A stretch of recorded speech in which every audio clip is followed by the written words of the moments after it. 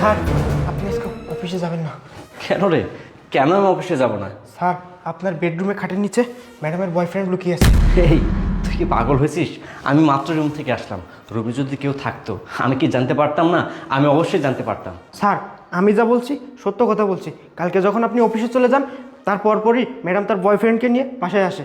আর রাতে যখন আপনি বাসায় আসেন ম্যাডাম তার বয়ফ্রেন্ডকে বের করতে না পেরে খাটের নিচে লুকিয়ে রাখে, এখনও খাটের নিচে আছে। স্যার স্যার স্যার কী হলো স্যার? স্যার কী হলো? স্যার স্যার কথা বলুন স্যার। স্যার ম্যাডাম ম্যাডাম এই কি হয়েছে? এত চিৎকার চেঁচামেচি করছিস কেন? ম্যাডাম স্যারের জন্য কি হয়েছে? কে? আশরাফের কি হয়েছে? আশরাফ! আরে আশরাফ, এই তোমার কি হয়েছে? ওর কি হয়েছে? জানি না ম্যাডাম, স্যার হঠাৎ করে অজ্ঞান হয়ে পড়ে গেছে। এই আশরাফ কথা বলো। এই কি হলো তোমার? এই তুই এক গ্লাস পানি নিয়ে যা। এই আশরাফ কথা বলো। এই তোমার কি হলো? ম্যাডাম পানি নে।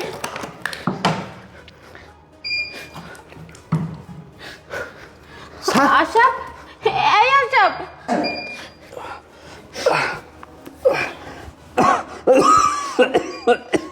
রূপা, আমার শরীরটা না খারাপ লাগতেছে, আমাকে একটু বেডরুমে নিয়ে যাও। এই তোর স্যারকে ধর, রুমে নিয়ে চল।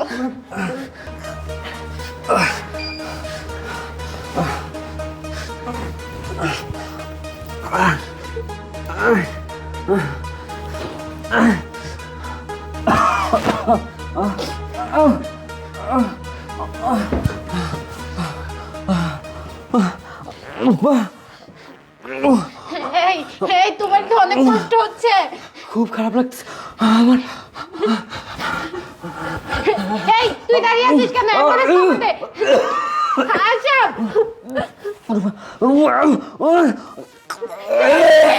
এই কি হয়েছে? এমন করছো কেন? এই দেখ না তোর স্যার কি হয়েছে? ওকে মরে গেল নাকি? একটু দেখ।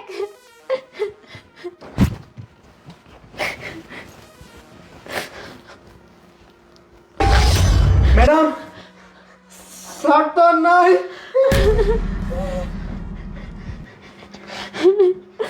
এই তুই এখানে দাঁড়িয়ে আছিস কেন? তুই যা, আমি দেখছি।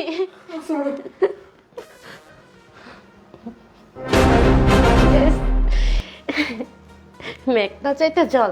যাই হোক, ভালোই হয়েছে ও মরে গেছে। এখন আমার জানকে খাটের নিচ থেকে বের করি।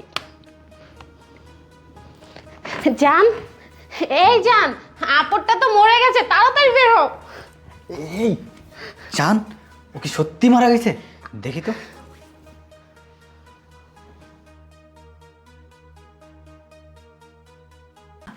জান, ও তো সত্যি মারা গেছে।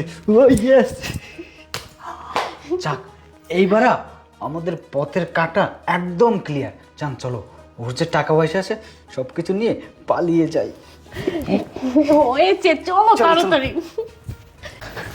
এই জান, টাকা পয়সা সোনা গহনা কোথায়? তাড়াতাড়ি বের করো। আরে রিল্যাক্স, আমি তো সবই বের করব। এই দেখো কত টাকা। আরো আছে দেখো। এই দেখো জান, এটা হলো হীরার নেকলেস। আমার হাজবেন্ড না এটা বাইরে থেকে এনে দিয়েছে। এটা বিক্রি করলে আমরা অনেক টাকা পাবো। আচ্ছা জান, তাহলে এগুলো নিয়ে তাড়াতাড়ি আমরা কেটে পড়ি। হ্যাঁ চলো। কেউ দেখার আগে। চলো চলো। চলো। এই দাঁড়া। আশরাফ, তুমি না মরে গিয়েছিলে, তুমি জীবিত হলে কি করে? না, আমি মরি নাই। ওই যে কথাই নাই, রাখে আল্লাহ মারেকে। প্রতিদিন তো আমার বাসায় শুটিং হয়, তাই না? আমি যখনই বাসা থেকে অফিসে চলে যাই সে সময় আমার বাসায় শুটিং শুরু হয়। আজকেও প্রতিদিনের মতো আমাদের বাসায় শুটিং হবে। আজকে যে ছবিটার শুটিং হবে সেই ছবিটার নাম চোরের 10 দিন, গৃহস্থের 1 দিন। আজকে যদি কাজের ছেলে রায়হান আমাকে না বলতো তাহলে আমি কখনো জানতেই পারতাম না তুই এতটা কালসাপ, এতটা বেঈমান। তুই দিনের পর দিন আমার ভালোবাসা বিশ্বাসকে পুঁজি করে আমাকে ঠকিয়ে আসতেছিস। আমারই বেডরুমে তোর নাগরকে এনে রঙ্গলীলা অশ্লীলা করতেছিলি, আবার আমারই ভয়ে তুই কি করেছিস, তোর নাগরকে খাটের নিচে লুকিয়ে রেখেছিস। আবার যখন দেখলি আমি মারা গেছি, তখন তুই কি করলি, হাসতে হাসতে তোর বয়ফ্রেন্ডকে বের করলি, সেই সাথে আমার টাকা পয়সা স্বর্ণালঙ্কার নিয়ে পালিয়ে যাচ্ছিলি। বাহ, কত সুন্দর! এই তোর ভালোবাসা, এই কি ভালোবাসার প্রতিদান? আমি তোকে ভালোবাসতাম, আমি তোকে অনেক ভালোবাসতাম, আমি তোকে বিশ্বাস করতাম, আমি তোকে অনেক বিশ্বাস করতাম। তোর এসব নোংরামো দেখার পর আমার ভালোবাসা, বিশ্বাস, আস্থা সব কিছু শেষ হয়ে গেছে। এই, আমি কি তোকে কম ভালোবাসতাম? আমি তোর জন্য কি করি নাই, কি দেই নাই? বিয়ের পর থেকে তুই যখন যেটা চাইছিস, তোর সামনে আমি সেটাই হাজির করে দিছি।